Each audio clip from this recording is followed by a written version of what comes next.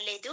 మనం శివ ముక్కోటి గురించి తెలుసుకుందాం. ఎందుకంటే ఈ సంవత్సరం 2026వ సంవత్సరం మనకు జనవరి 3వ తేదీ శివ ముక్కోటి పండుగ చేసుకోబోతున్నాం మనమందరం. ఈ శివ ముక్కోటి అసలు ఎలా వచ్చింది? ఎందుకు జరుపుకుంటారు? అనే దాని గురించి కొంచెం వివరంగా తెలుసుకుందాం మనం ఈరోజు. శివముక్కోటి అంటే ఆరుద్ర అంటే శివుడు ఆరుద్ర నక్షత్రంలో జన్మించారు కదా! ఆ ఆరుద్రోత్సవాన్నే శివముక్కోటి అంటారు. ఈ ఆరుద్ర నక్షత్రం మరి ప్రతి నెలలో ఉంటుంది కదండీ! మరి ఆరుద్రోత్సవం ఏంటి అంటే ప్రతి నెలలో వచ్చే ఆరుద్ర నక్షత్రం రోజు అభిషేకాలు చేపించుకుంటారు. స్వామి నక్షత్రం కాబట్టి. కానీ అసలు నటరాజ స్వరూపం మనకి రావటానికి ఈ ధనుర్మాసంలో ఉన్న ఆరుద్ర నక్షత్రం రోజు స్వామి నటరాజ స్వరూపాన్ని తీసుకున్నారు కాబట్టి ఆరుద్రోత్సవంగా జరుపుకుంటారు. దీన్నే శివ ముక్కోటి అంటారు. మనకి ఈ ధనుర్మాసంలో మామూలు ముక్కోటి, ఆ ముక్కోటికి ఎంత ముఖ్యమో మనకు అంతటి విశిష్టతని సంతరించుకొని ఉంది ఈ శివ ముక్కోటి. శివ ముక్కోటి అని కొన్ని ప్రాంతాలలో తెలియదు, కొన్ని ప్రాంతాల్లో ఆరుద్రోత్సవంగా జరుపుకుంటారు దీన్ని. అయితే సరే, శివ ముక్కోటి రోజు మనం ఏం చేయాలి? ఎలా వచ్చింది ఈ శివ ముక్కోటి? శివ ముక్కోటి ఎలా వచ్చింది అంటే, మనకి దానికొక చిన్న కథ చెప్పుకోవాలి. ఆ చిన్న కథ చెప్పుకోవాలి అంటే, మనం అర్జెంటుగా ఇప్పుడు వైకుంఠానికి వెళ్ళాలి. వైకుంఠంలో ఏం జరిగింది? ఆదిశేషుడిపై శ్రీ మహావిష్ణువు పవళించి చక్కగా ఆనందంగా మురిసిపోతున్నారంట. తనలో తను రమించిపోతున్నారంట. రమించిపోతూ ఉంటే ఆయన అడిగాడంట ఆదిశేషుడు, "స్వామి, ఏమిటి మీరు మీలో మీరు ఇంత ఆనందపడిపోతున్నారు? ఎందుకు?" అంటే, "నేను స్వామి వారి యొక్క శివుడి యొక్క ఆనంద తాండవాన్ని చూసి మురిసిపోతూ ఉన్నాను" అన్నారంట. మీరు అంటే మీరు ఫ్రెండ్స్, బావ బావమరుదులు కాబట్టే కదా మీకు ఇంతటి ఇది. మరి శివుడి యొక్క ఆనంద తాండవాన్ని నేను కూడా చూడాలనుకుంటున్నాను. ఏంటి పరిస్థితి అనగానే ఆయన అన్నారంట, "చిదంబరం అని ఒక ఊరు ఉంది. ఆ ఊరికి వెళ్ళి నువ్వు అక్కడ స్వామివారి గురించి తపస్సు చెయ్యి. ఆ తపస్సుకి మెచ్చితే స్వామివారు వచ్చి నీకు కూడా తన ఆనంద తాండవాన్ని చూసే అనుగ్రహాన్ని ఇస్తారు" అని చెప్పారంట. అంతకుముందు కింద మనకు నటరాజ స్వరూపం లేదు. ఇది ఆ దేవతల కాలంలో జరిగిన సంఘటన అన్నమాట. ఇప్పుడు ఈయనొక్కరే చూసి రమించిపోతూ ఉంటే ఆదిశేషుడు అడిగాడు. సరే, ఈయనకింత గొప్పటి మాట చెప్పారు కదా! వెంటనే ఆదిశేషుడు కిందకి దిగి వచ్చి, ఈ కథ మనం చెప్పుకున్నాం కూడా ఆల్రెడీ. చిదంబరం అడవుల్లో అంటే ఆలయానికి ముందు అక్కడ అడవి ప్రాంతంగా ఉండేదంట. ఇప్పుడు ఉన్న ఆలయానికి ముందు. ఆ అడవి ప్రాంతంలో చాలా సంవత్సరాలు తపస్సు చేశారంట శివుడి కోసం. శివుడి కోసం తపస్సు చేస్తే ఆయన ప్రత్యక్షమై చక్కగా "ఏం కావాలి ఆదిశేష" అని అడిగితే, "స్వామి, మీరు చేసే ఆనంద తాండవం గురించి మహావిష్ణుల వారు నాకు చెప్పారు. అంతటి భాగ్యాన్ని నాకు కూడా కలగచేయండి. మీ ఆనంద తాండవం చూసే భాగ్యాన్ని నాకు కూడా కలుగచేయండి" అని అడిగారంట. అడగగానే ఆయన తపస్సుకు మెచ్చుకున్నారు కదా! సరేనని వరమిచ్చి ఆ చిదంబర క్షేత్రంలో మొట్టమొదటిసారిగా కింద భూలోకంలో ఆయన నటరాజస్వామి అవతారంతో ఆనంద తాండవం చేసి చూపించారు ఆదిశేషుడికి. అప్పటి నుండి అక్కడ నటరాజ స్వరూపం ఉంది. ఇంకా మనకు ఇది ఏ రోజున జరిగింది? కరెక్ట్‌గా ధనుర్మాసంలో ఈ ఆరుద్ర నక్షత్రం ఉన్న రోజున జరిగింది. కాబట్టి ఈ రోజు శివముక్కోటి అయింది. అంటే రేపు మనకు ఆ శివముక్కోటి. ఆరుద్ర నక్షత్రంలో స్వామివారు నటరాజ స్వరూపం తీసుకొని ఆదిశేషుడికి ఆనంద తాండవం చేసి చూపించిన ప్రాంతము చిదంబరం.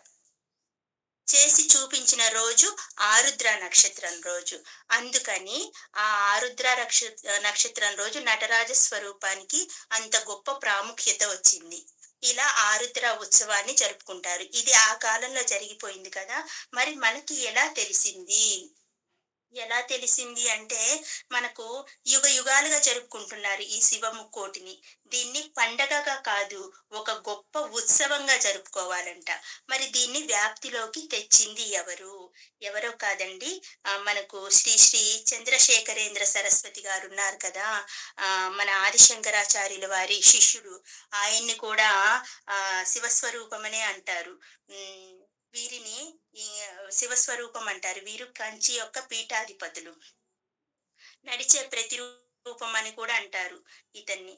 ఈయనేం చేసేవాడు, ప్రతి సంవత్సరం శివముక్కోటి రోజున అంటే ఈ ఆరుద్ర నక్షత్రం రోజున చిదంబరానికెళ్ళి ఆరుద్ర నక్షత్రంలో స్వామివారు నటరాజ స్వామివారు అక్కడే కదా స్వరూపం తీసుకున్నారు.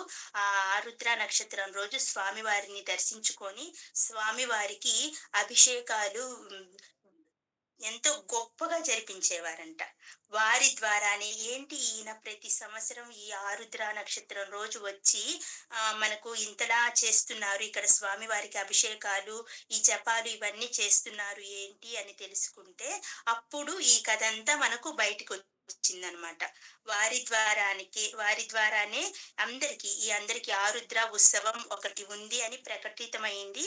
మనకి శ్రీ శ్రీ చంద్రశేఖరేంద్ర సరస్వతి స్వామి వారి ద్వారా అర్థమైందనమాట. మరి ఆరుద్ర నక్షత్రం అంటే ఏంటి? మనం ఎలా తెలుసుకోవాలి? మనం ఎలా జరుపుకోవాలి ఇంట్లో అనుకుంటే, ఆరుద్ర నక్షత్రం రోజు ఈ ఆరుద్ర ఉత్సవాన్ని మనం ఎప్పుడు ఏం చేయాలి? ఆ రోజు పొద్దున్నే తెల్లవారుజామున అంటే 3-5:30 లోపే చూడగలమంట ఆ ఆరుద్ర నక్షత్రాన్ని. మనం అంటే 2:30కే లేచి మన స్నానం, గీనం కాలకృత్యాలుంటాయి కదా! ఆ కాలకృత్యాలన్నీ ఒక అరగంటలో తీర్చేసుకొని 3-5:30 లోపు ఆకాశంలో ఆహ్, ఇటు తూర్పు వైపు గాని, ఈశాన్యం వైపు గానంట 3 నక్షత్రాలు కలిసి ఒకేసారి ఇట్లా నిలువుగా కానీ ఒకే చోట నిలువుగా గాని, అడ్డంగా గాని మనకి ఆకాశంలో గోచరమవుతాయంట. కనిపిస్తాయంట. నిలువుగా కానీ, అడ్డంగా కానీ 3 నక్షత్రాలు. తూర్పు వైపునైనా కనిపిస్తాయంట. శివుడికి ఇష్టమైన ఈశాన్యం వైపైనా కనిపిస్తాయంట. ఈ 2 దిక్కులలో ఈ నక్షత్రాలు అడ్డంగా అయినా, నిలువుగా అయినా కనిపిస్తాయి. వాటిని దర్శించుకోవాలి. ఆ 3 నక్షత్రాలను కలిపే ఆరుద్ర నక్షత్రం అంటారు. ఆ నక్షత్రంలోనే స్వామివారు నటరాజ స్వరూపం తీసుకొని కిందికి వచ్చారు. ఇంకా ఆ 3 నక్షత్రాల చుట్టూ ఉన్న నక్షత్రాలని, మిగతా నక్షత్ర మండలాన్ని గమనిస్తేనంట, అవి నటరాజ స్వరూపం ఎలా ఉంటాయో, అలా నటరాజ స్వరూపాన్ని ధరించి ఉంటాయంట ఆ నక్షత్రాలన్నీ. పర్టిక్యులర్‌గా అంటే మనం ఇవాళ రాత్రికి నిద్రపోతాం కదా! పొద్దున్నే లేచి తెల్లవారుజామున నిజంగా భక్తితో స్వామివారిని స్మరించుకొని, ఈ భావన చేసుకుంటూ, ఇదిగో ఈ మూలన ఈ 3 నక్షత్రాలు స్వామివారి నక్షత్రం, ఆరుద్ర నక్షత్రం. ఇదిగో ఈ నక్షత్ర మండలం నాకు నటరాజ స్వరూపంగా కనిపిస్తుంది అని మనం భావన చేసుకొని చూసి దండం పెట్టుకోవాలి. అంటే ఇదివరకు యోగులకి, తపస్సంపన్నులకి ఖచ్చితంగా కనిపించేది. ఇప్పుడు కనిపించదా అంటే కనిపించే వాళ్ళు కొంతమందున్నారు. మనం సాధారణమైన వ్యక్తులం కదా! మనకి కనిపించొచ్చు, కనిపించకపోవచ్చు. కానీ మనం భావన మాత్రం ఇలా చేసుకొని చూడాలి. అది కేవలం తెల్లవారుజామున 3-5:30 లోపు మాత్రమే చేయాలి. ఆ తర్వాత స్వామివారికి మనం చూసి దండం పెట్టుకొని లోపలికొచ్చి, మన ఇంట్లో ఉన్న శివుడికి మన స్తోమత ప్రకారం అభిషేకం చేసుకోవాలి. చిన్న లింగం ఉందనుకోండి, దానికి కొంచెం పాలు, పెరుగు, పంచామృతాలన్నిటితో కలిపి అభిషేకమైనా చేసుకోవచ్చు. ఉత్త తేనుంటే తేనెతోనే, ఉత్త పాలుంటే పాలతోనే, ఏమీ లేవు నీళ్ళతోనే. సరే. ఇంకా ఆ తర్వాత ఏం చేయాలి? ఆ తర్వాత స్వామివారికి మనం నూకలిలోని బియ్యంతో పాయసం చేసి పెట్టాలి. బియ్యంతో పాయసం ఆయనకి ఇష్టమంట. ఇంకొక విశేషం ఏంటంటే ప్రసాదం ఎండు కొబ్బరి తురుముతాం కదా! ఎండు కొబ్బరి తురిమి దానికి చక్కెర కలిపి, యాలకుల పొడి కలిపి దాన్ని గూడా ప్రసాదంగా సమర్పించుకోవచ్చు. ఇవి ఈ 2 ఇష్టమైన పదార్థాలుగా చెప్తారు. ఈ ఆరుద్ర ఉత్సవం రోజు చక్కగా స్వామివారికి నివేదించుకోదగిన ఈజీ ప్రసాదాలు. ఇది ఇంకా ఈజీ ఎండు కొబ్బరి తురిమి, చక్కెరను అది యాలకుల పొడి కలిపి ఉంచేది ఇంకా విశేషం. ఆ తర్వాత ఏం చేయాలి? మనకి ఆలయాలలో ఎక్కడ చూడండి ఆరుద్ర ఉత్సవం అంటే తెల్లవారుజామున ఆలయాల్లో అభిషేకాలు మొదలైపోతాయి. అభిషేకాలన్నీ 5:30కంతా పూర్తి చేసుకొని, ఈ నక్షత్రాలు ఎప్పుడైతే కలుస్తాయో, ఆ సమయంలోనే ఆలయాలన్నింట్లో కూడాను శివుడికి అభిషేకాలు జరిపించేస్తారు. ఆ తర్వాత స్వామివారిని ఉత్సవ విగ్రహం పల్లకీలో పెట్టుకొని బయటకి తీసుకొనొస్తారు. ఉత్తర ద్వారం వైపుకి తీసుకొనొచ్చి ఉత్తర ద్వార దర్శనం చేపిస్తారు. మన స్వామివారితో పాటు ఉత్సవంగా వచ్చి ఆ ఉత్తర ద్వారం ద్వారా మళ్ళీ లోపలికి వెళ్ళి దర్శనం చేసుకొని రావాలి. ఇది శివముక్కోటి యొక్క ప్రాముఖ్యత. ఇలా విధి విధానంగా చంద్రశేఖర చంద్రశేఖరేంద్ర స్వామి, సరస్వతి స్వామి వారు చేసేవారంట. ఆయన వల్ల మనకు ఈ ఆరుద్ర ఉత్సవం మనకు ప్రాచుర్యంలోకి వచ్చింది. ఇది మనకు ఈ సంవత్సరం రేపొచ్చింది కాబట్టి అందరూ వాళ్ళకి తగినట్టు చక్కగా విధి విధానాల్ని చేసుకోండి. ముఖ్యంగా ఏంటంటే ఉత్తర ద్వార దర్శనం, తెల్లవారుజామునే పూజ. 3-5:30 లోపు పూజ. కరెక్ట్‌గా సూర్యోదయం టయానికి ఉత్తర వాకిల్లోకి వచ్చి స్వామివారు దర్శనాన్నివ్వడానికి రెడీగా ఉంటారు. ఆ ఉత్తర ద్వార దర్శనం నుంచి శివుడిని సేవించుకొని, దర్శించుకొని మనమందరం తరిద్దాం. ఓం నమః శివాయ.